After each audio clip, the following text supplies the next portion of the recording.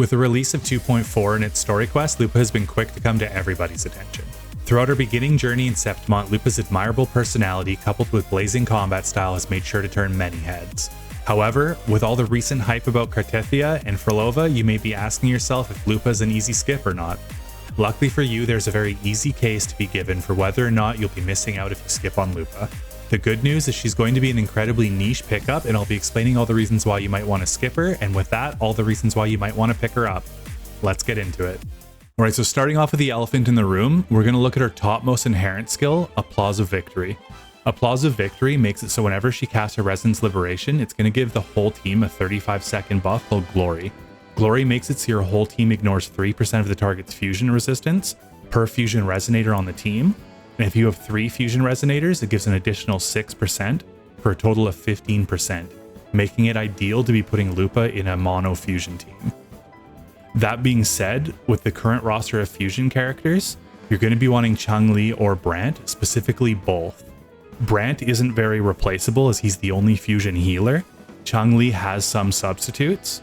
So if you don't have either of those characters, especially Brant, I do not recommend pulling Lupa.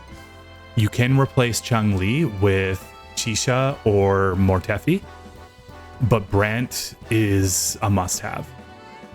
Now, because her most optimal teammates are going to be Chun-Li and Brant, she's going to be very quick swap centric. And this is where a lot of people might lose interest in Lupa. She's not going to be cozy like Carlotta or Kartithia. Quick swap can be incredibly fun, but it requires high APM, APM being actions per minute. You're going to be pushing a lot of buttons, juggling all of your cooldowns, managing all of your resources, meanwhile, parrying and dodging the boss. And we haven't even talked about how her kit functions with quick swap yet, so let's get into that. Alright, now Lupa has 2 resources she wants to manage, that being Wolf Flame and Wolf Faith. To gain Wolf Flame, you're going to be wanting just to use normal attacks, casting your Resonance skill, casting your Resonance Liberation, all the normal stuff. Wolf Faith, however, you're going to gain 1 point every time you do one of these special heavy attacks or this special mid-air attack. Now to perform these attacks, we're going to look over in the normal attack section here. And we're going to start with Wolf's Gnawing. When Wolf Flame reaches 50 points, heavy attack will be replaced by Wolf's Gnawing. This attack does not restore Wolf Flame. Consume 50 points of Wolf Flame to perform this attack and gain 1 point of Wolf Faith. Now with heavy attack Wolf's Claw, when Wolf Flame reaches 50 points and Wolf's Faith reaches 1 point, heavy attack will be replaced by Wolf's Claw. If Wolf Flame reaches 50 points and Wolf Faith reaches 1 point after performing mid-air strike or Wolf's Gnawing, you can just press normal attack to directly link into this. So ideally what you're going to want to do is build up 100 Wolf Flame and then either do the mid-air strike or Wolf's Gnawing, and it'll directly link into Wolf's Claw, finishing the combo, and then you can quick swap onto your next character. Alright, so now that you have 2 points of Wolf Faith, we're going to want to look over the Forte circuit here, and we're going to get enhanced Resonance skills. So Resonance skill, Dance with the Wolf. When Wolf Faith reaches 2 points, Resonance skill is replaced with Dance with the Wolf. Performing Dance with the Wolf consumes all Wolf Faith, dealing fusion damage considered Resonance Liberation damage. Can be performed mid-air close to the ground.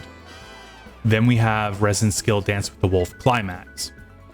This is going to be the same move, but when you're in the burning match point state.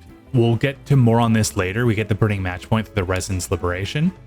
But the main thing here is after performing either of these special Resonance skills, within 8 seconds after performing either of them, Lupa will remain on the field after switching to another Resonator and back up the active Resonator when they perform Resonance Liberation, dealing fusion damage considered Resonance skill damage. This effect can only be triggered once in its duration. So you only want to do one of these special Resonance skills when you're going to swap onto a character that's going to perform their Resonance Liberation, and they'll gain a bonus damage with Lupa. Alright, so now going back to talk about the burning match point state, we need to look at our Resonance Liberation. Before we get to burning match point, however, let's read Pack Hunt. Resonators with Pack Hunt gain a 6% attack increase and 10% fusion damage bonus when they attack Overlord class or Calamity class targets. Both are non-stackable.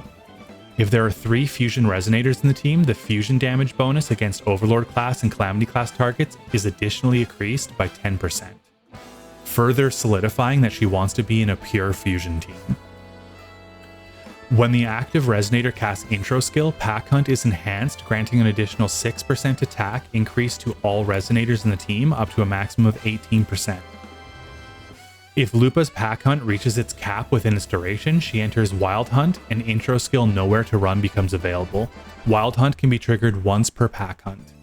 So moving on to her intro skill, Nowhere to Run. When Lupa enters Wild Hunt state, her next intro skill is replaced with Nowhere to Run. Casting Nowhere to Run removes the Pack Hunt and Glory effects on Resonators in the team, dealing fusion damage considered Resonance Liberation damage. This is really important because it's actually a huge modifier. At just level 1, it's almost 400% plus 25% times 4. So at level 1, 500% damage. It's pretty significant. Alright, so going back to her Resonance Liberation, attack the target and deal fusion damage. Performing this attack consumes all Wolf Faith and restores 100 points of Wolf Flame. Use basic attack or resonance skill in time to cast resonance skill Foe Breaker. Resonance skill Foe Breaker. Consume all Wolf Flame to perform Foe Breaker, dealing fusion damage and entering the Burning Match Point state. Burning Match Point. Normal attacks restore 500% more Wolf Flame on hit. Cannot perform resonance skill She-Wolf Hunt or resonance skill Feral Fang in this state. So what this is basically saying is we can't use our resonance skill anymore, but we're going to get 500% more Wolf Flame on our normal attacks, which is okay because we're looking to swap off after using our Resonance Liberation anyways. So you're going to be building up to 100 Wolf Flame using your normal attacks, and then we're going to go back here, and we're going to do our heavy attack combo. And then after the heavy attack combo, we're going to go back over here, and we're going to do Dance with the Wolf Climax. And the reason why we want to do Dance with the Wolf Climax is the modifiers are better. And then after we perform Dance with the Wolf Climax, we're going to be ready for Set the Arena Ablaze, where within the 8 seconds after performing it, we can swap off, and the next character that uses their Resonance Liberation is going to get a cooperative attack off of Lupa. So that being said, the whole point here is once you Resonance Liberation, you're going to go through all this so that you can cycle through your other characters and build up that Pack Hunt buff. And then once Pack Hunt is built up, you can go back and you're going to intro skill with Lupa and do a massive amount of damage. And then you're going to do it all over again. So all that being said, it's kind of a complicated kit to deal with in a quick swap team. Not only that, you want to be really careful with the whole team's concerto energy. Her outro skill is a fusion damage amp and a basic attack damage amp, meaning you want to always save it for Brant. Just like Brant wants to always save his outro skill for Chang-Li, and Chang-Li wants to save her outro skill for Lupa. This team has an incredibly high skill ceiling, which not a lot of people are a fan of, which is why you might want to reconsider pulling for Lupa, especially with characters like Frolova coming out or Cartithia right now. So in short, Lupa isn't the best pickup unless you have Brant and Chang-Li. However, she isn't useless without the two, only suboptimal. I'm still always on the side of if you simply like the character, pull for them. It's always way more important that you actually enjoy the characters you have. Most of the standard content is doable with any character. The only must-pull characters are the characters you like the most. Let me know in the comments if you plan on pulling Lupa and why. Catch you later.